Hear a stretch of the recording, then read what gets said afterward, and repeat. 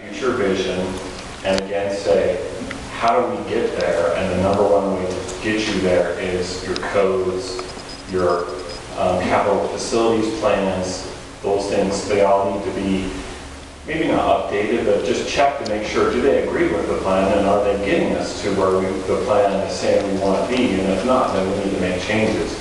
So that's the big difference, and that's why most cities, I would say, you got to do it in basically the right order. We want to see what the vision is, and then let's figure out how we make it happen. But way back on your first slide and the vision process, I don't think that the community's bought into the idea that we're going to have that big of numbers, and I think we're stuck there. Sure. Like, when you start talking about bringing those kind of numbers, you have to look at diversity of housing, you have to look at a lot of the things. Sure. And that's where we are still in that place. So no one's ready to say, we've got to envision our community with this many more people. I think that's my perception of it. Tell me what you did, if you could, with Heber. Heber's a community I really appreciate. I wish in some ways we could stay more like them or be more like them. I mean, very few sidewalks, curb gutter, they have the straight old plain streets. They're a little community that's managed to stay a little community. I think that's what a lot of people here would like, but we keep being told we have no choice, we have to grow. Now you come and told us the state says we're going to be this big. Sure. Well, what if part of our goal is to put things in place so we aren't that big? Sure. What if that's our goal? Sure. Well, you know, if that's your goal, it is, I would probably... Maybe you help with that, or so I think probably every time I've done this for a little community, the first question I always ask is, what do you want to be when you grow up, or what do you want to have happen? And the answer is always, we want to put a guy with a shotgun at the bottom of the canyon and say nobody else, right? We know that that's not realistic. Private property rights and so forth make it so you are going to grow some. And these numbers could be really high. They could actually also be really low too. It just depends on the situation. Hennifer, we haven't done a lot of work in Hennifer, but most other cities, when we work with them, the thing is they need to define what rural means, or define who they want to be. And then we can put the codes in place to say, yeah, I mean, it's as simple as saying, no, you can't have 5 units to the acre, you can only have 1. The problem is can you stick by that, right? Are we willing not to say we don't want to grow any bigger than what a base zoning code would say? Do you want to say, yeah, we don't want to require every community, every subdivision to have sidewalks, but do we want to have, say, you know, the little swale and then gravel, you know? You can do those kinds of things. It's just a matter of, do you want to do that, and can you get public support to create those things and follow up with it? That's the tough part. And then, but part of the problem with doing that, especially in some of these smaller, very desirable cities to live in, Francis is one that I'm working with right now. They all say, yeah, we want these big lots, we want it to stay rural. The problem is that's great, and that's what they are now. But what that does is that creates a very stagnant community, because people want to be here. That's why people are building houses here. People want to be here. Housing prices go up and up and up, and next thing you know, there's only a very finite cross-section of people that can live there, the relatively very wealthy, or the people that have been there for a long time. The other issue too is you're going to have many landowners that have been here forever, and they want to leave, they want to develop, they want to make as much money as possible. And do you have the capability, but do you have the desire to tell them no? And that's, again, it really becomes difficult for communities like you. You've been through it. Can you tell look those people in the eye and say, no, this is what we think it should be? Well, in concert kind of with that, you mentioned property rights, and I guess what alarms me with my almost 2 years on the council is how many new rights we've given in the last 2 years. I haven't voted for them, sure, but we've given them away, and we have people already with rights to build, what, 1,500, 2,000 houses within our city. And we keep upzoning and annexing and giving more rights. So it's a right when we decide it is, right, as a council, and we need to decide how many rights we want to give. Yeah, and that's really what a general plan process is going to try and flush out. Is again, it comes down to what do you want to be when you grow up, and can we survive that way financially? Is that what we want to see in the future, and what are the unintended consequences of that? Like I said, skyrocketing housing prices and so forth, and so. I think too about the general plan, the vision of the general plan would help you make that decision, council. Sure. Is this decision tonight during city council to upzone, is it consistent with the vision in the general plan? If it is, then we say yes. If it is not, then we should say no. So follow that vision and that general plan. Part of our big dilemma, I think we've had discussion here, is the very housing price problem. Sure. Our own employees, school teachers, others are getting to where they have a hard time.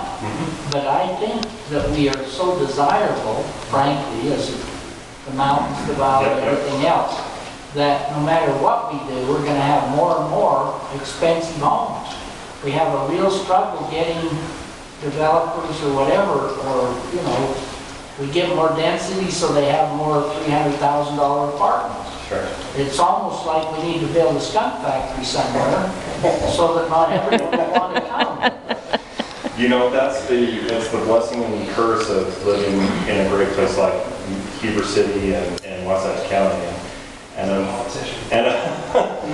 unfortunately, there really isn't a great answer to that question. You know, it's just kind of the cost of doing business and living in a place like this. There are certain things that we can do to help do it. Most of the time, what I will tell the community when it's stuck with growth, I guess is what you could say, is they say your general plan is a way to at least mold it into a form that is more palatable than what would be otherwise. And so, yeah, most of the time, that famous survey question I think I've had in every survey I put out is, we ask about land use, and the first thing I say is, we recognize that you may want to see the things stay the way they are, but we have to recognize their private property rights, and we can't just say no, we've got to say how and where. And so, you know, there are definitely things you can try to do to curb it, but there are unintended consequences of that probably as well. Do you have a question? So in this general plan process, Sure. are you familiar then with the legal standards for downzoning? And the legal standards, I am not necessarily. I typically do not advise the city to just jump out and start downzoning because of the legal issues and the political issues. You know, and that's another thing. A general plan and a vision for the future is only as permanent and strong as the planning commission and the city council after the election decide it's going to be, right? All it takes is change in administration and it could go away just as fast, quicker than it came. And so, you know, it's very much a moving target in a lot of ways that way as well. But it kind of sounds like the choices are whether to grow either fast or a little less fast. It's kind of like we just got done with a lot of discussion on the airport. It's whether how long we resist it growing as big as the FAA wants it to, for example. Yeah, and maybe I would say fast or less fast. I wouldn't say fast or less fast because fast is mostly dictated by the market. I would say more fast in how development wants it, or fast in how we as a community want it. Does that make sense? If we want it slow, that isn't an option we keep hearing. It's definitely difficult to do. It's definitely difficult to do because there is due process for entitlements. There is things, you know, and you know there are things that we can do to try and maybe not slow it, but I think more, like I said, have it come in a form that is most palatable to the community and to you folks. And if I preach this almost every meeting I go to, if you do say you want MAG to do this, we just want to make sure everybody understands that MAG's role in this is facilitating the community creating their plan. It's not MAG's plan for Heber City. You know, I've been accused a lot of times, you got some young city slicker, I'm not so young anymore, I guess, but you got some city slicker from Utah County telling us what we want to be in the future. I'm like, no, you tell me what you want. If you want Manhattan, we'll plan out how to do Manhattan. But if you don't want to do that, then we'll do the best we can to see how we can help you with that. There's a question behind the tree. Just ask it, Dirk. Tracy Taylor, I think one thing we haven't brought up in this whole discussion of how to grow slow, how to grow fast, is water sources. I mean, there's communities that will not develop their water sources, and that's how they control expansion. That might be, I'd love to hear what these guys have to say about that. I do know that we haven't been metering our water source for years, and we keep tapping all these subdivisions into that water source. We have a finite amount of water for Heber City. We don't think we do, but we do. And I know it's been snowing and the reservoirs are full, but just a couple of years ago, the legislature was panicked about a statewide audit on water, wet water as opposed to paper shares. So I think that is something as a community we should be talking about. What is the role of government to expand our water sources for the developers to come in? I think that's where you start annexing and spreading the town out. And is the government going to be developing these water sources for these new subdivisions, or are we going to start expecting new sources of water for any new subdivisions? It's just a thought. I guess I can address that a little bit. And Teresa makes a great point of water and for that matter, sewer and any other infrastructure can be a limiting factor. A great example, this is the Brown Valley in the city of Wellsburg. Mm-hmm. You all have been there, it's gorgeous. I'd buy a house up there in a heartbeat, and I think a lot of people would. It's actually closer to Provo than it is from Lehigh, where I live. The problem is they don't have sewer, and they have a hard time figuring out the water situation. So that is, it is a natural barrier to growth in that specific location. And water is an issue, absolutely. In the discussions we've had with people about water, you talk to the water folks and we say, how much can we grow based off the amount of water we have? And the question they always say is, well, how much money do you have, right? And a good example is this is the Westlake Vision Study, where we looked at the Cedar Valley in Utah County. It's dry as dry could be out there, and yet there's a community of 30,000 people living out there, and where there's money, water will flow there. And we asked the people with central Utah, we said, well, how much water can we make available and how many houses can we do? And their comment was, well, if we treated water like we really should be treating water, like a desert community, we could do a lot.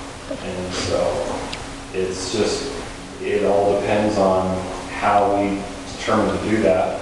A good rule of thumb that was told to me by them is if you can grow alfalfa on it, you can put houses on it, right?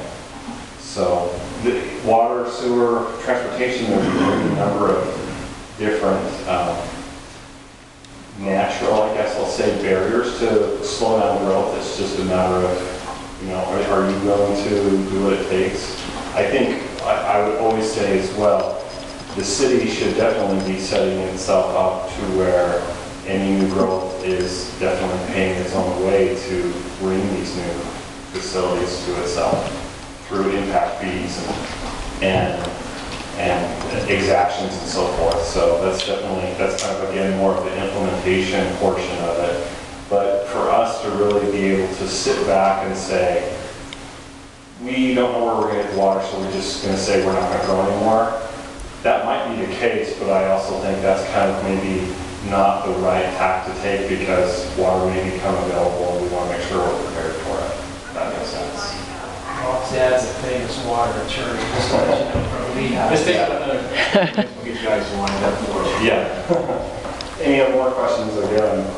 I want to comment, we started down this trail delicately and run into a little bit of impasse. But Brother Kendall Crittenden down there and I agree that we ought to be moving this along in concert. Absolutely. We can keep playing this game of racing to the density between us and the county. You and I disagree most on every issue we most disagree is how much county density's been developed. Sure. But we need to get together to figure out where. I mean, if there's going to be growth out north, I'm one that just soon let someone else do it than to put it on the backs of our Heber citizens. But that's the kind of, we don't have numbers, I don't think, of what it'll cost us to annex. Sure. What's our streets and policing and on and on and on.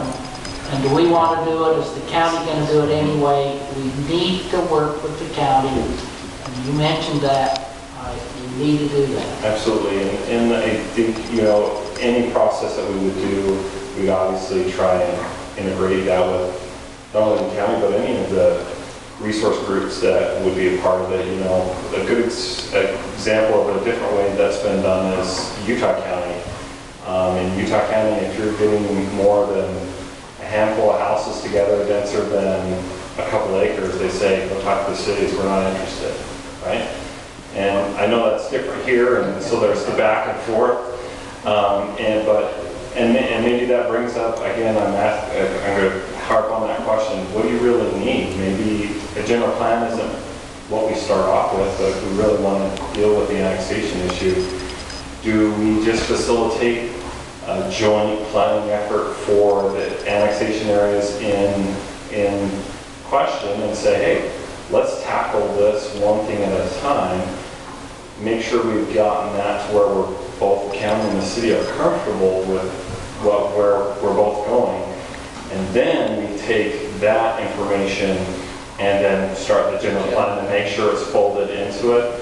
I think also that might be a good way to do it because you can also, if you did have funds to say put towards some kind of process like this, and maybe the county might be willing to do that as well, then you can start paying engineering firms, say, to look at, well, what would it take for us or the county to service them with water and sewer, and what would it take roads-wise to do that? Those are kind of specialty areas that Mountainlands really can't help with. We can definitely help facilitate the hiring of somebody to do that and be kind of the people to help with that process. And if we need to hire a professional facilitator to work between the two parties, we absolutely can do that. It all comes back again to, are we getting the horse in front of the cart? Are we making sure we're doing this in a logical time frame and in logical steps to make sure, again, we're getting the information soonest that we need to make the soonest decisions, understanding, again, and maybe it's in concert with the general plan update, and maybe they're kind of both at the same time, but really it just depends on how you want to do it, and we are, again, happy to help any way we can. Thank you, Colin. Yes, Sean. Appreciate your opportunity to listen tonight and what your presentation was. And there's some good ideas. We'll probably look first to probably get back with our staff and review some of our general plan to the council up to date, and then we can look back at you and see what we'd like to stretch out with. And along with Councilman Crittenden, that's been my objective all along, to keep the county involved in this. That's why I've asked some of them to come to these meetings to be able to listen to them. I know from talking to most of them, they want to work together on both with the city. It's something both of us need to work on to make this plan work. I mean, with infrastructure and transportation, the buildings, it's just, we don't do it together, it won't work out as well. So we plan on doing that. Thank you, and we'll keep in touch with them. We'll try to work with staff and try to put some ideas with council, and then they can help us proceed forward.